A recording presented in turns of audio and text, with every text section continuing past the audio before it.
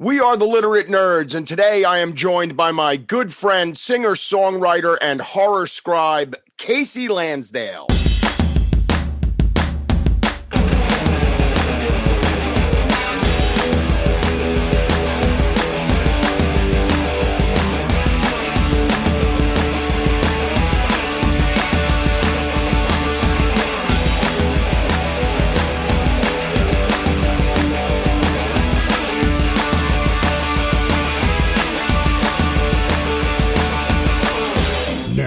Hello, everyone. Welcome to the Literate Nerds. I'm joined by my good friend, singer, songwriter, and horror scribe, Kasey Lansdale.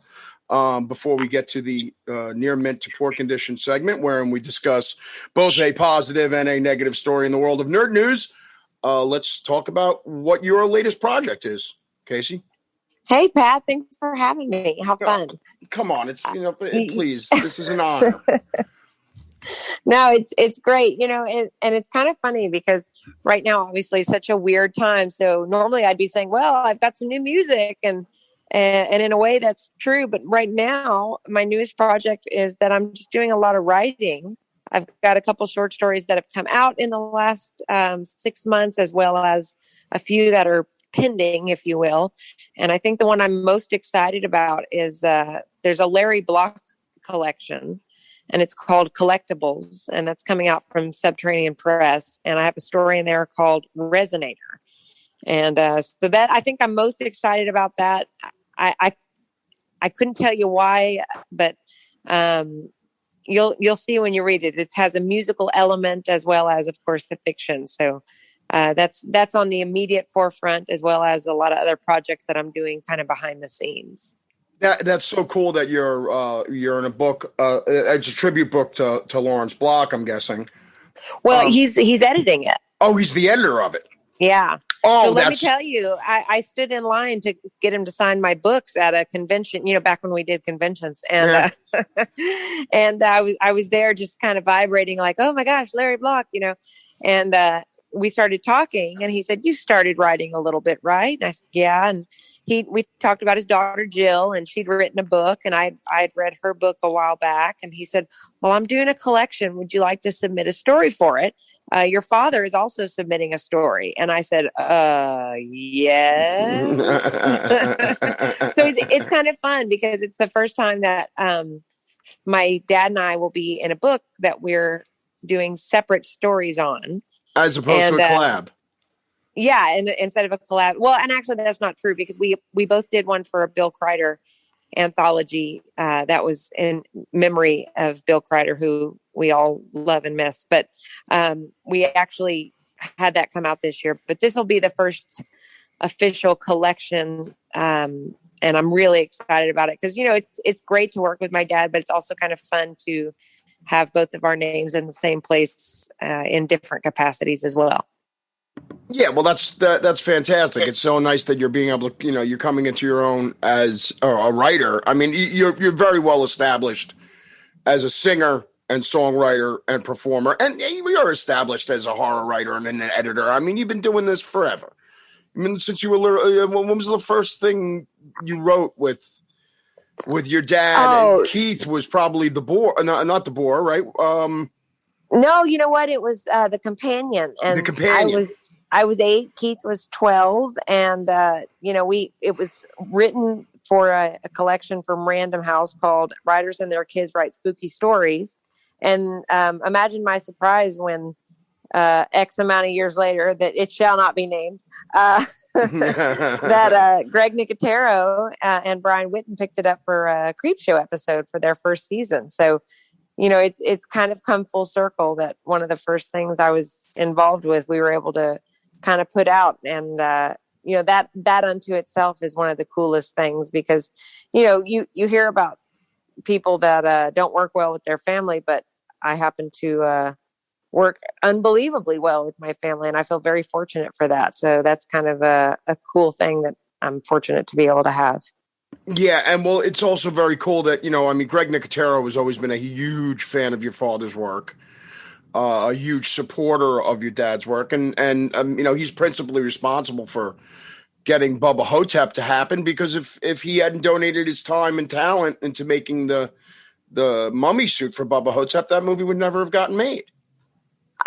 You know what? I'm going to have to take your word for it, because I know there were a lot of gears that had to turn to make that happen. And even, when Don would call my dad and ask to option that story, my dad would say, well, this is one of the only things that just can never be filmed, but are you sure you want to do this? And then, the next year, Don, I'm not so sure. It kind of feels like you're wasting your money. And then he said by, the third time, he was like, all right, just send me a check. Yeah. Because he never thought it would be filmed. Yeah.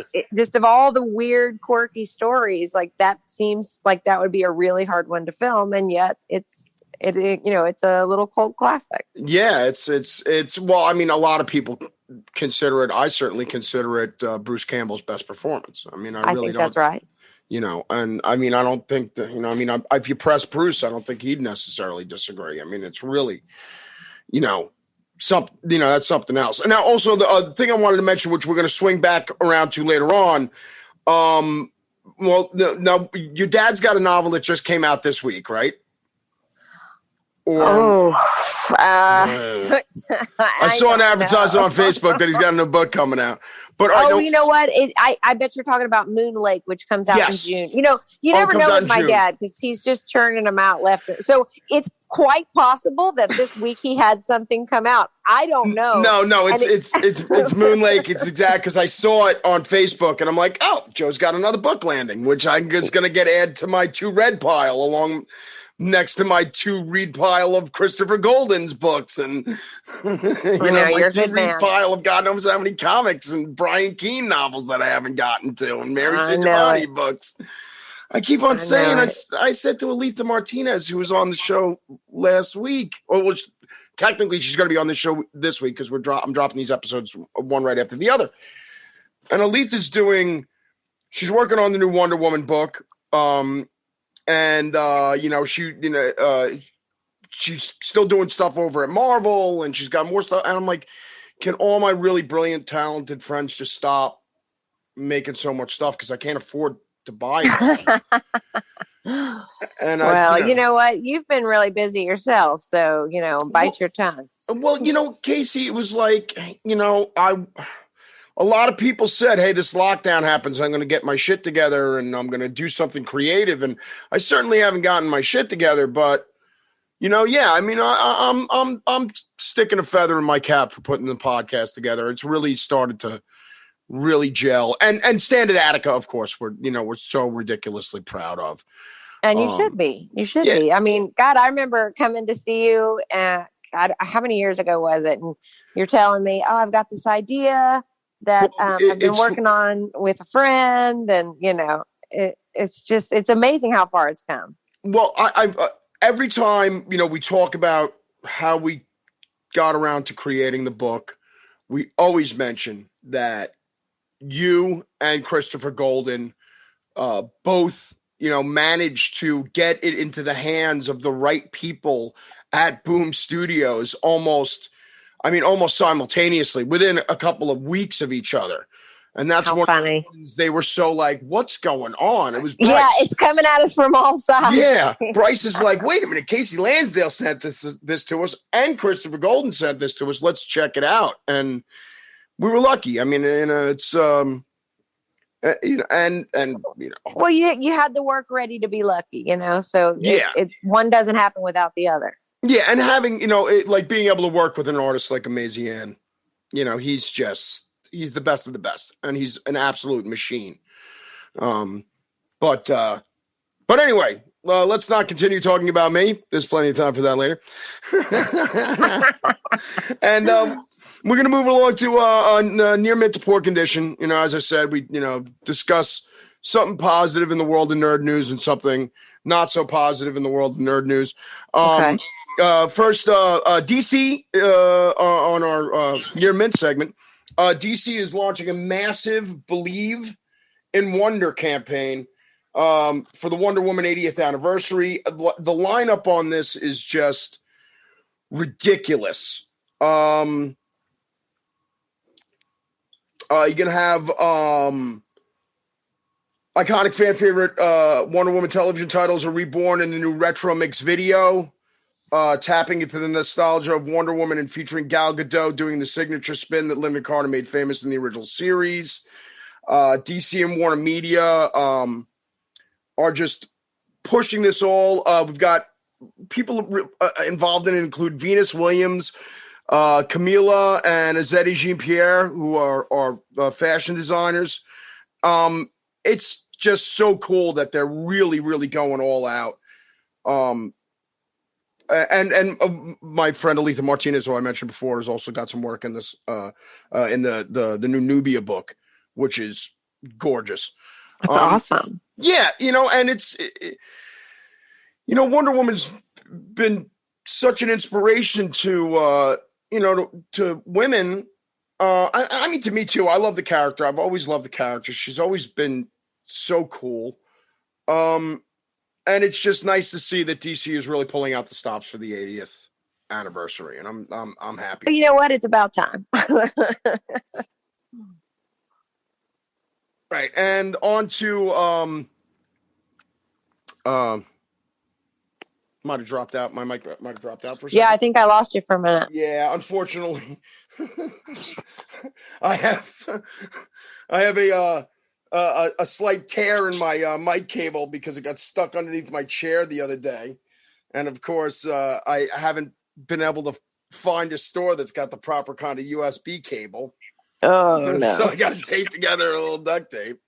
Nice. That's how we do it, Okay, and our poor condition today is actually it's a bit of sad news. That's genuinely poignant. We lost Frank Thorne at the age of 90. He was the fantasy artist and comic book illustrator, most known for his iteration of Red Sonja. He also created Gita Valazar. He worked on the Green Hornet, Flash Gordon, adaptations of Moby Dick, 20,000 Leagues Under the Sea. He worked for Playboy.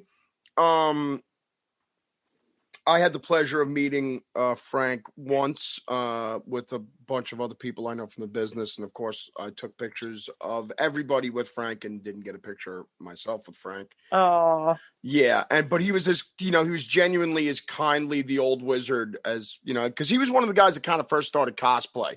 He inspired Wendy Pini, who's one of the creators of ElfQuest, one of the greatest fantasy comics of all time. Wendy Pini used to dress up as Red Sonja at conventions in like the early 70s.